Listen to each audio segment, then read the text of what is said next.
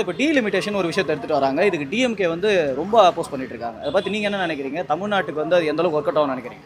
இல்லை, ஆக்சுவலாக இது வந்து டிஎம்கே மட்டும் கிடையாது. இது எல்லாருமே எதிர்த்து இதை வந்து நம்ம அப்போஸ் பண்ணி ஆகணும். ரீசன் என்ன அப்படின்னா, ஃபஸ்ட்டு டீலிமிட்டேஷனா என்னன்னு சொல்லி நிறைய அந்தளவுக்கு விழிப்புணர்வு இல்லைன்னு நினைக்கிறேன். இப்போ எல்லாருமே வந்து ரொம்ப ஈஸியாக, அதாவது என்டிஏ டீமில் இருக்கவங்க அண்ட் பிஜேபி எல்லாம் என்ன பண்ணுறாங்க அப்படின்னா, நான் உங்களுக்கு வந்து அதிகமான ஒரு இடம் கொடுக்குறேன். இப்போ உங்களுக்கு வந்து ஒரு 39 இருக்கா, நான் அது வந்து 59 கிட்ட கொண்டு வந்துட்டேன். அப்போ உங்களுக்கு எப்படி பார்த்தாலும் ஒரு சேவிங் தானே. இதனால் உங்களுக்கு என்ன பிரச்சனை? இதுக்கு வந்து எதுக்கு ஸ்டாலின் அவர்கள் வந்து வெளில வந்து போராட்டம் பண்ணுறாரு, உடனே அந்த பில்லை எடுத்து கிழிக்கிறாரு, எரிக்கிறாரு, இந்த மாதிரியான பிரச்சனைலாம் பண்ணுறாங்களே, இதெல்லாம் ஓவர் சீன் அப்படின்ற மாதிரி நிறைய பேர் நினைக்கிறாங்க. அப்படி கிடையாது. இதனால் வந்து மொத்தமாகவே எல்லாருக்குமே பிரச்சனை இருக்குது.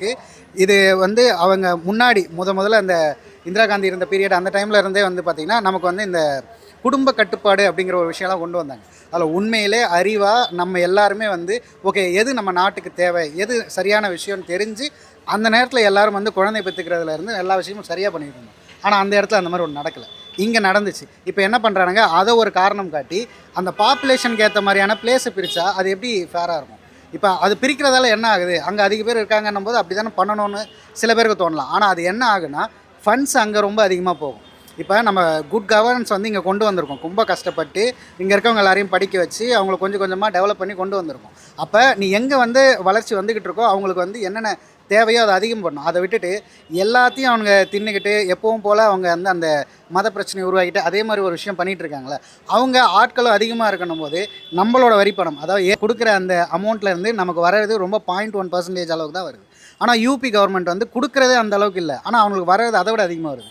இதுவே நமக்கு பிரச்சனை தான். ஏன்னு கேட்டால், நான் கஷ்டப்பட்டு கொடுப்பேன், நீ யூஸ் பண்ணிப்பேன். ஏற்கனவே அங்கே இருக்கிற அந்த வட ஆட்கள்லாம் இங்கே கொண்டு வந்து இறக்கிட்டு நம்ம வந்து நம்மளுடைய ஸ்டேட்டோட நம்ம அமௌண்ட்டை வச்சு என்ன சொல்கிறது, மருத்துவக் கல்லூரிகள்லேருந்து பொறியியல் கல்லூரின்னு எல்லாத்தையும் உருவாக்கி வைப்போம். அவனுக்கு ரொம்ப ஈஸியாக வந்துட்டு எல்லாருமே படிச்சுக்கிறாங்க. எல்லாரும் படிக்கிறதுக்காக உருவாக்கலை.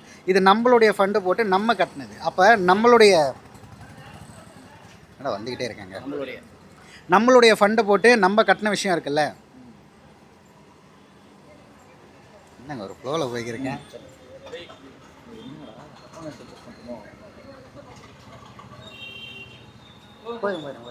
அதுதான் நினைக்கிறேன்.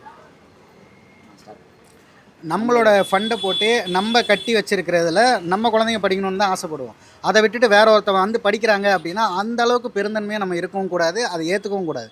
ஏன்னு கேட்டால் அவங்களுக்கு வந்து ஏற்கனவே நம்மக்கு கொடுக்குறத விட அதிக ஃபண்ட் இருக்குது. இப்போ முடிஞ்சால் அவங்க இடத்துல கட்ட சொல்லுங்கள். அங்கே இருக்கிற அந்த அரசியல்வாதிக்காங்க அவங்ககிட்ட பிரச்சனை பண்ணுங்கள், அவங்கக்கிட்ட டெவலப்மெண்ட் வேணும்னு கேளுங்க. அந்த மாதிரியான ஒரு ப்ரொட்டஸ்ட் பண்ணுங்கள். இங்கே பார்த்து கூட அதை நீங்கள் கற்றுக்கலாம். அந்த மாதிரி எதனா ஒன்று பண்ணலாம். அதை விட்டுட்டு வந்து நாங்கள் வந்து இந்த செக்குலரிசமாக இருக்கோம், இந்த விஷயத்தில் வந்து பெண்களுக்கு நாங்கள் அதிகமான ஒரு ஸ்பேஸ் கொடுக்குறோம், நீங்கள் அதை தடுக்கிறீங்க